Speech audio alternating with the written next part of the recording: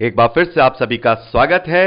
हम अध्ययन कर रहे हैं गिनती की पुस्तक का और अब समय है कि हम उसके 19वें अध्याय 11वें वचन से आगे का अध्ययन करें। यहाँ 11वें वचन से लेकर 22वें वचन तक जब हम पढ़ते हैं तो यहाँ पर जो मुर्दा शव है उसे छूने से जो अशुद्धता होती है उसके शुद्ध करने की विधि बताई गई है। यहाँ पर 11वें वचन से लेकर के 15वें वचन तक लिखा है, जो किसी मनुष्य का शव छुए वह 7 दिन तक अशुद्ध रहे। ऐसा मनुष्य तीसरे दिन उस जल से पाप छुड़ाकर अपने को पावन या पवित्र करे और 7वें दिन शुद्ध ठहरे। परंतु यदि वह तीसरे दिन अपने आप को पाप छुड़ाकर पावन ना करे तो वो 7वें दिन शुद्ध ना ठहरेगा।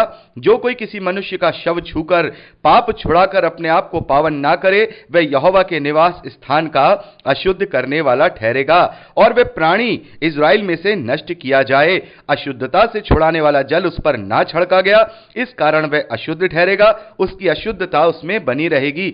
यदि कोई मनुष्य डेरे में यानी कि टेंट में मर जाए तो व्यवस्था यह है कि जितने उस डेरे में रहते हैं या उसमें जाएंगे वह सब 7 दिन तक अशुद्ध रहें और हर एक खुला हुआ पात्र जिस पर कोई ढकना ना लगा हो वह भी अशुद्ध ठहरे। और जो कोई मैदान में तलवार से मरे हुए को या अपनी मृत्यु से मरे हुए को या मनुष्य की हड्डी को या किसी कब्र को छुए तो वह 7 दिन तक अशुद्ध रहे।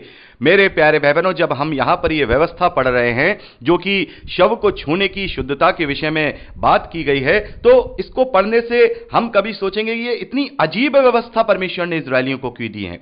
इतनी अजीब व्यवस्था है कि कोई शव छू ले तो वो 7 दिन तक अशुद्ध रहेगा, उसे तीसरे दिन स्नान करना होगा पवित्र जल से। अगर वो स्नान न करे तो वो शुद्ध नहीं ठहरेगा। जिस डेरे में कोई मर जाए तो वो डेरा भी अशुद्ध ठहरेगा, उस डेरे में कोई जाए तो वो भी अशुद्ध ठहरेगा। कोई बर्तन अगर खुला हुआ है जल का वो भी अशुद्ध ठहरेगा। तो मेरे प्यारे भाई बहनों, आपको इस बात से कुछ याद आ रहा है?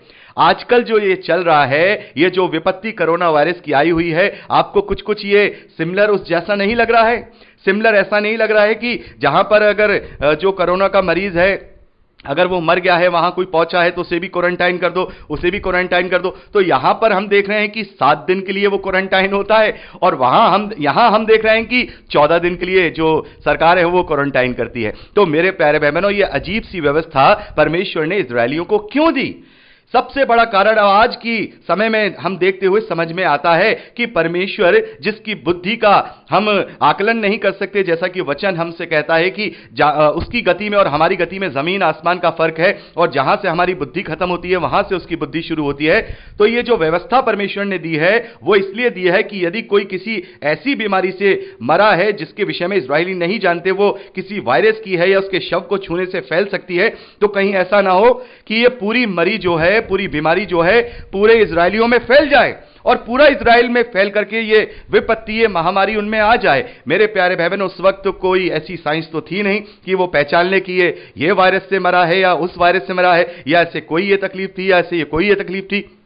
तो उनको शुद्ध रखने के लिए, मान लीजिए कोई व्यक्ति ऐसे किसी वायरस से मरा है या किसी ऐसे बीमारी से मरा है, उस वक्त तो इजरायली को पता नहीं कि उसके अंदर ऐसी भी बीमारी है, ये छूने वाली बीमारी है, ये मुझे भी लगती है। और इसका उदाहरण हम इबोला वायरस से भी लेते हैं।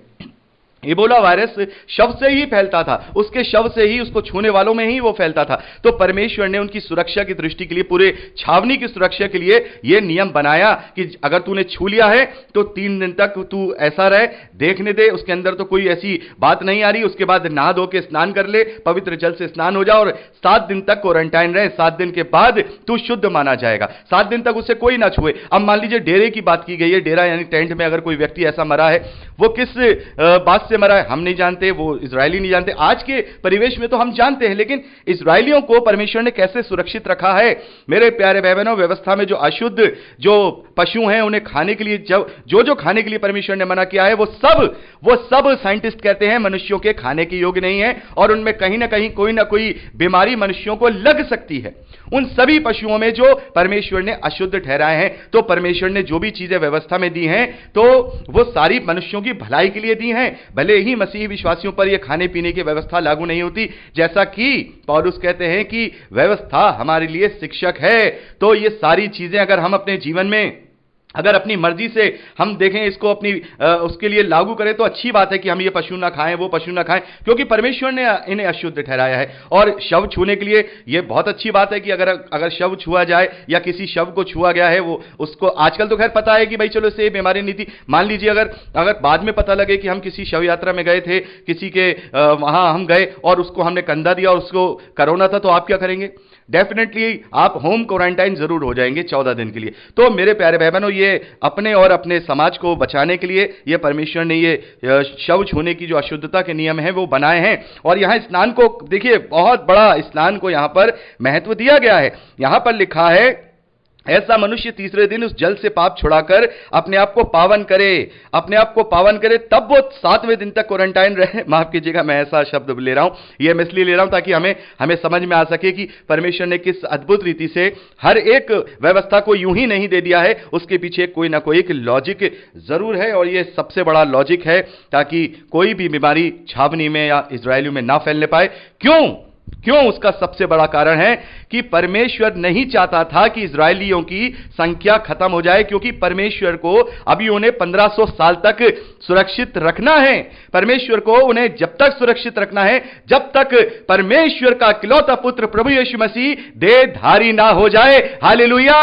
इसीलिए परमेश्वर ने ये छोटी छोटी बातें इजरायलियों को दी, ताकि वो किसी वायरस से, ताकि किसी वो बीमारी से, ताकि किसी भी वो बैक्टीरिया से ग्रसित ना हो, और मेरा नाम जो संजोने वाली ये जो प्रजा है मेरी कहीं नाश ना हो जाए।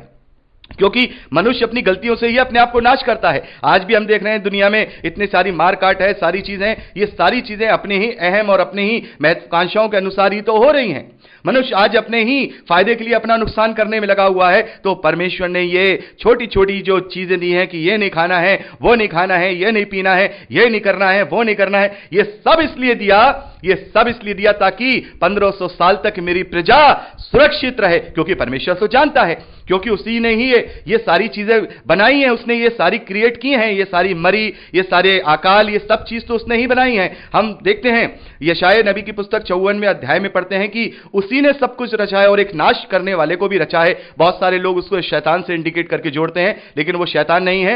एक्चुअली परमेश्वर ने दंड देने के लिए भी मनुष्यों की बुराई के लिए चीजें बनाई हैं। क्या ये वायरस या क्या ये बैक्टीरिया अपने आप बन गए? नहीं, ये भी कहीं ना कहीं परमेश्वर की ही क्रिएशन है, ताकि समय समय पर परमेश्वर अपने लोगों को जो उनको जो ताड़ना देता है उन्हें वो दंड दे सके, उन्हें वो समझा सके।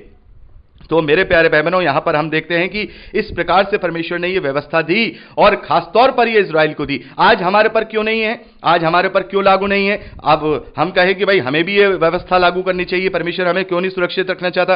तो मेरे प्यारे भाई बहनों, परमेश्वर ने तो हमें अनंत काल के लिए सुरक्षित रखा है, अनंत काल के लिए। अब उसके लिए हमारा जीवन इस धरती का इतना मायने नहीं रखता है। वो हमारे लिए जो योजना बनाता है वो हमारे लाभ की है। यहां पर जो इजरायलियों को उसने बाउंड किया है वो अपने नाम को संजोकर रखने के लिए, क्योंकि इजरायलियों का जीवन महत्वपूर्ण है। अगर सारे इजरायलियों में मरी फैल जाए, मान लीजिए कोई भी मरी फैल जाती है इजरायलियों में, तो इजरायलियों को तो नामो निशान खत्म। इजरायलियों का नामो निशान खत्म, तो यहोवा की व्यवस्था को कौन जानता? क्या अन्य जाति जानते? नहीं जानते ना। तो फिर परमेश्वर का निजाम कैसे पूरा होता? प्रभु यीशु मसीह कैसे इस धरती के पूरे उद्धार के लिए वो यहां इस धरती पे देहधारी होते? तो ये सब परमेश्वर का निजाम है। इसीलिए ये छोटी छोटी बातें इजरायलियों को बांधने के लिए दी गई, ताकि वो बंधे रहें, सुरक्षित रहें और स्वस्थ रहें। और आज हमारे लिए ज्यादा कंपलसरी इसलिए नहीं है क्योंकि हम जानते हैं कि हमारी ये जो देह है ये नाशवान है। अब हमें उस डेस्टिनेशन का पता चल चुका है। तो अब परमेश्वर के लिए धरती वाली जीवन की कोई ज्यादा बड़ी वैल्यू नहीं है, उस वक्त भी नहीं थी।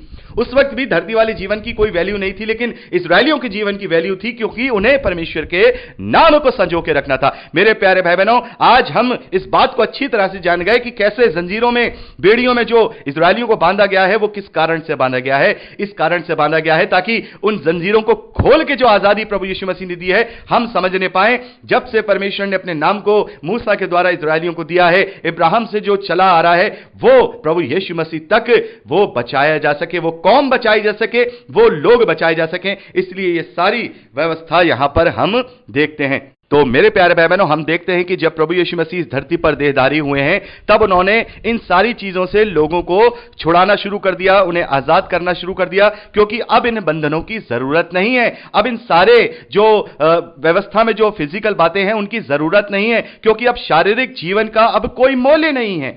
शारीरिक जीवन का केवल इतना मूल्य है कि हम इस जीवन के द्वारा परमेश्वर को महिमा दें, इस जीवन के द्वारा हम प्रभु पर विश्वास करें, उसके चाल चलन को अपनाएं, अपने जीवन को परमेश्वर के ग्रहण योग्य बनाएं, ताकि इस अविनाशी देह से छूटकर स्वर्गीय देह को प्राप्त करें जो अनंत काल के जीवन की है। अब हमें सच्चाई पता चल गई है, अब हमें सच्चाई पता चल गई कि यह व्यवस्था क्यों दी गई थी। अब हमें सच्चाई पता चल गई है कि इस धरती पर दीर्घायु होना आशीष नहीं है, बल्कि अनंत जीवन में प्रवेश करना स्वर्गीय आशीष है।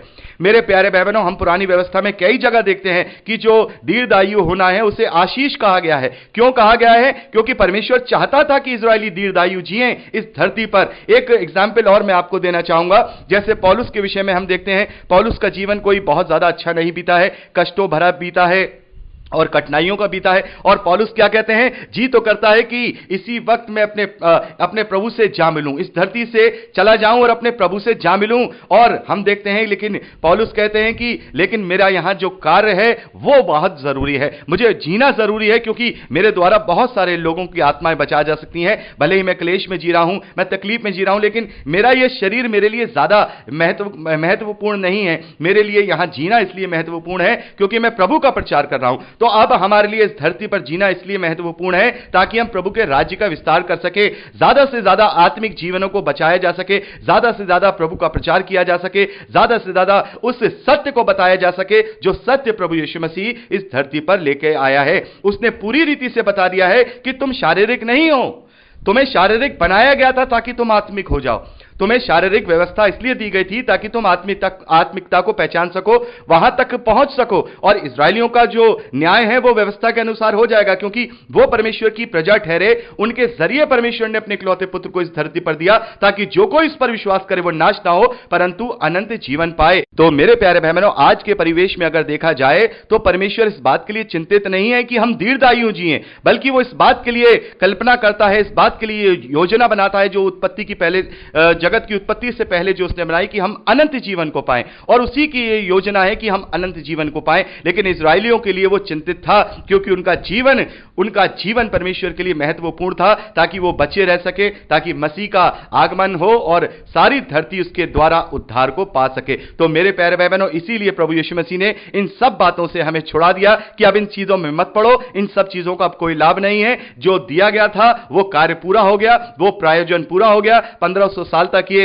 जो जाति है मेरे नाम को संजो के रखती रही। अब इन चीजों का ज्यादा महत्व नहीं है। अगर इन्हें ग्रहण करते हो तो ठीक है, लेकिन अब कोई महत्व नहीं है। महत्व अगर कोई है तो वो आत्मिकता को ग्रहण करना है, प्रभु यीशु मसीह के सत्य को ग्रहण करना है। तभी तो प्रभु यीशु मसीह ने कहा कि जो कोई मेरे पीछे होना चाहता है वो सबसे पहले अपना क्रूस उठाए, अपने आप का इनकार करे और मेरे पीछे हो ले। तो हमें इस संसार के इस नाशवान देह के नहीं वरन आत्मिक देह के लिए जीना है, उस अनंत जीवन के लिए जीना है। तो मेरे प्यारे भाई बहनों, यहां पर हमने 19वें अध्याय को कंप्लीट कर लिया है और 20वें अध्याय से आगे का अध्ययन अब हम अगली रिकॉर्डिंग में करेंगे। प्रभु आपको आशीष दे। Praise the Lord.